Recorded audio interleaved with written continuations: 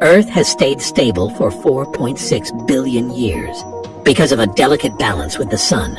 If Earth moved too fast, it would break free and drift into deep space. It would become a rogue planet and eventually die in the cold and darkness.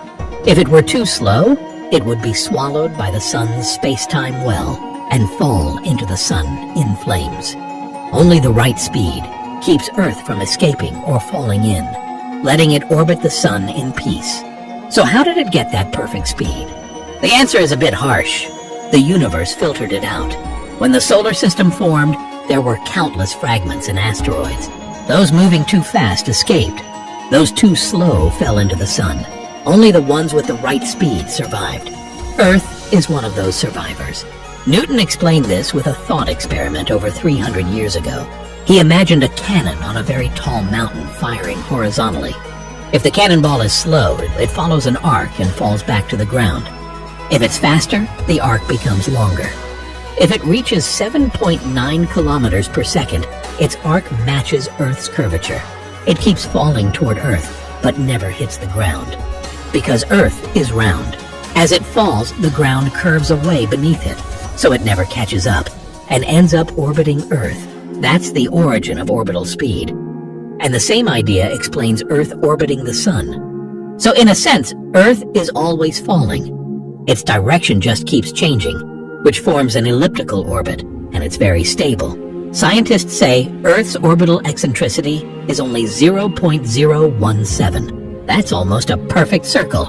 Earth is like a skilled skater, gliding around the sun for 4.6 billion years without ever falling. But this stability isn't forever. In fact, Earth is drifting away from the sun by about 1.5 centimeters a year. The reasons are complex, mostly tied to solar mass loss and tidal effects. But don't worry, at that rate, in 100 million years, Earth will only be about 1,500 kilometers farther out. That barely affects its temperature. What really matters is the sun's lifespan. In about 5 billion years, the sun will run out of hydrogen and become a red giant.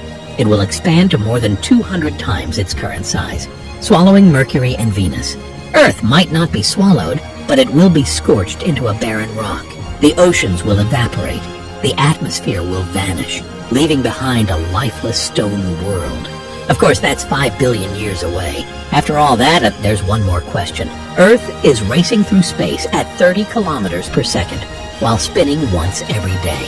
At the equator, the spin speed reaches 465 meters per second. So why don't we feel it? The answer is simple. We're moving with Earth, and that motion is constant.